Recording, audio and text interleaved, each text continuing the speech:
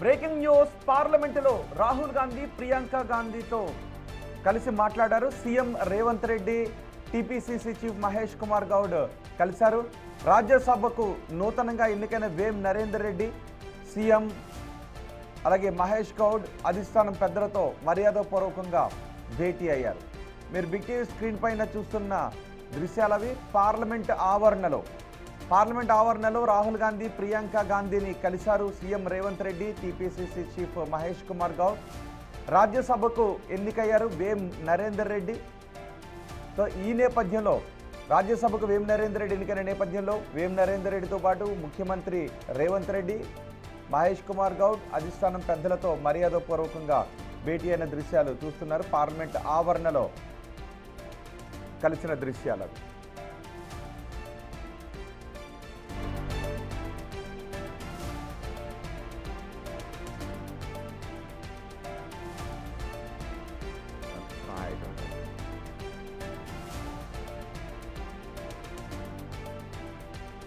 Parliament ఆవరణలో ప్రియాంక గాంధీని, రాహుల్ గాంధీని ముఖ్యమంత్రి రేవంత్ రెడ్డి కలిసి మాట్లాడుతున్న దృశ్యాలు మీరు బిగ్ టీవీ స్క్రీన్ పైన చూస్తున్నారు.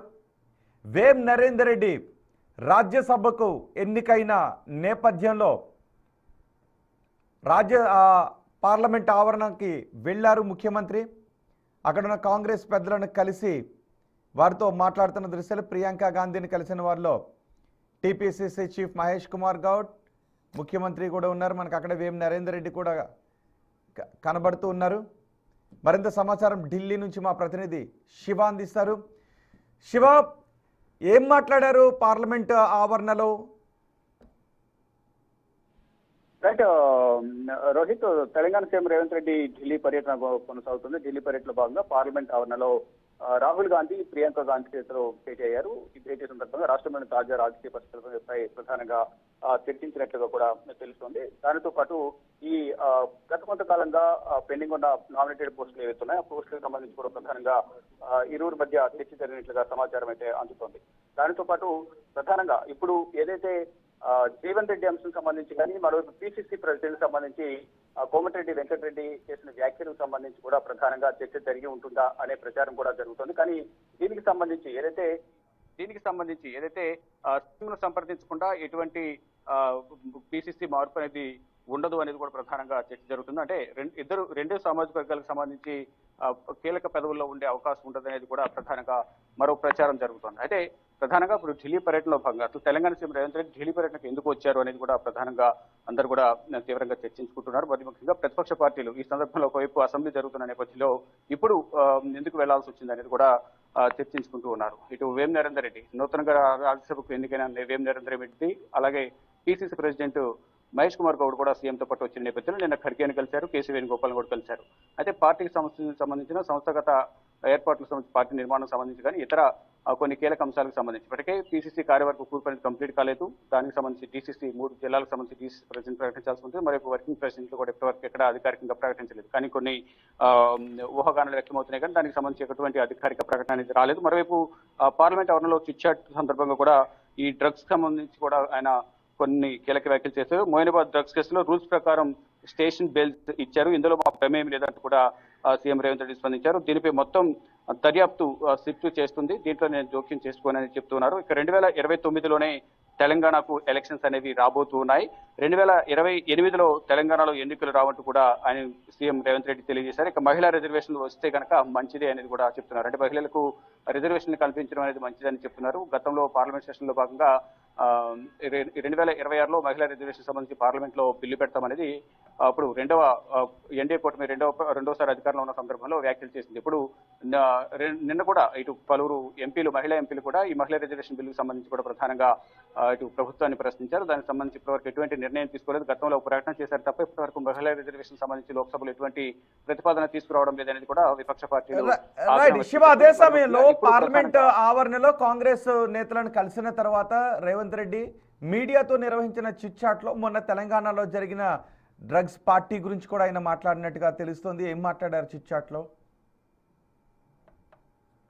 అంటే మోయినాబాద్ సంబంధించిన డ్రగ్స్ వ్యవహారం సంబంధించి చట్టం ప్రకారం రూల్స్ ప్రకారమే నడుచుకుంటాం తప్ప దీంట్లో నా జోక్యం ఏమీ ఉండదు. సిట్ ఈ దర్యాప్తును కొనసాగిస్తుంది. స్టేషన్ బెయిల్ ఇచ్చామనేది కూడా నిబంధనల ప్రకారమే స్టేషన్ బెయిల్ అనేది ఇచ్చామనేది ప్రధానంగా తెలియజేశారు. అంటే టీడీపీ ఎంపీ పుట్ట మహేష్ కుమార్ ఎవరైతే ఉన్నారో ఏలూరు ఎంపీ, ఆయనకు నిబంధనల ప్రకారం స్టేషన్ బెయిల్ ఇచ్చి పంపించామనేది కూడా సీఎం రేవంత్ రెడ్డి చిట్చాట్ లో భాగంగా తెలియజేశారు. అంటే దీంట్లో మా ప్రమేయం లేదు అనేది ఆయన చెప్తూ ఉన్నారు. అంటే నిబంధనల ప్రకారమే నడుచుకుంటున్నాం తప్ప ఎక్కడ కూడా సొంత నిర్ణయాలు అనేది ఎక్కడ తీసుకోవడం లేదు. ఒకవైపు సిట్ అనేది దర్యాప్తు కొనసాగిస్తుంది కాబట్టి దీంట్లో నిజాలు అనేవి బయటకు వస్తాయి.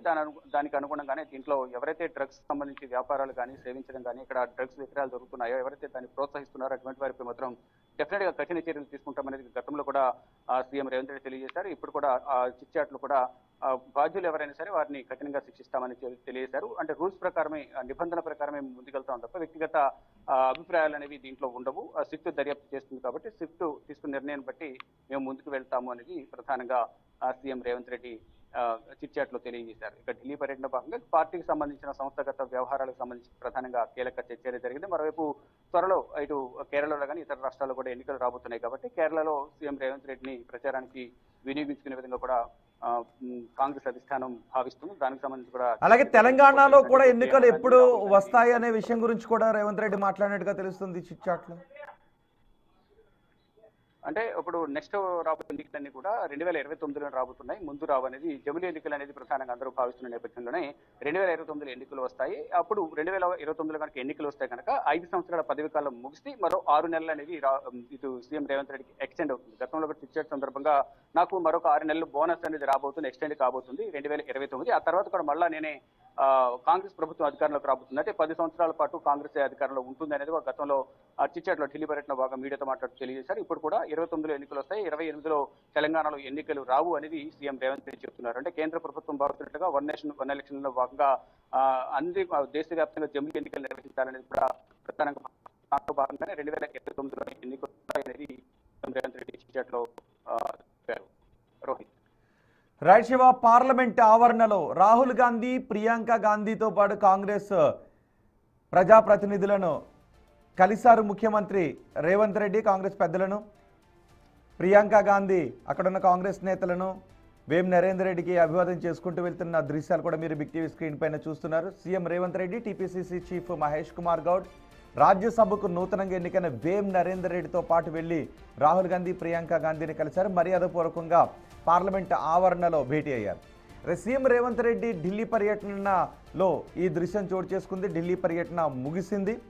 మీడియాతో ఆ సందర్భంలో ఒక చిట్చాట్ కూడా నిర్వహించారు. ఆ చిట్చాట్లో మొయినాబాద్ డ్రగ్స్ కేసు గురించి మాట్లాడారు. మొయినాబాద్ డ్రగ్స్ కేసు తెలంగాణ, ఆంధ్రప్రదేశ్లో సంచలనం సృష్టించింది. తెలంగాణ ప్రాంతానికి చెందిన బీఆర్ఎస్కు చెందిన నాయకులు అందులో ఉండటం, అలాగే ఆంధ్రప్రదేశ్కు చెందిన రాజకీయ నాయకులు ఈ డ్రగ్స్ కేసులో ఉండటంతో ఇది 2 తెలుగు రాష్ట్రాల్లోనూ పెద్ద ఎత్తున చర్చనీయాంశమైంది, ప్రాధాన్యతను సంతరించుకుంది. ఈ నేపథ్యంలో ఆ డ్రగ్స్ కేసు గురించి మాట్లాడారు. రూల్స్ ప్రకారమే ఎంపీ పుట్ట మహేష్కు బెయిల్ వచ్చింది అన్నారు రేవంత్ రెడ్డి. ఇందులో తన ప్రమేయం ఏమీ లేదు అని కూడా చెప్పారు.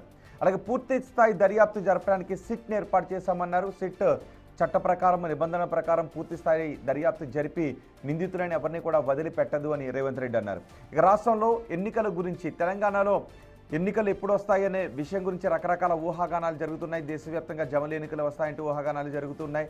సో ఈ నేపథ్యంలో తెలంగాణలో మాత్రం 2029లోనే ఎన్నికలు వస్తాయి అని రేవంత్ రెడ్డి అంటున్నారు. 2028లో ఎన్నికలు వస్తాయి అని జరుగుతున్న ప్రచారానికి ఆయన చెక్ పెట్టారు. అలాగే మహిళా రిజర్వేషన్స్ గురించి కూడా మాట్లాడారు రేవంత్ రెడ్డి. మహిళా రిజర్వేషన్స్కు తమ ప్రభుత్వం సమర్థిస్తుంది అని రేవంత్ రెడ్డి ఈ చిట్ చాట్లో చెప్పారు.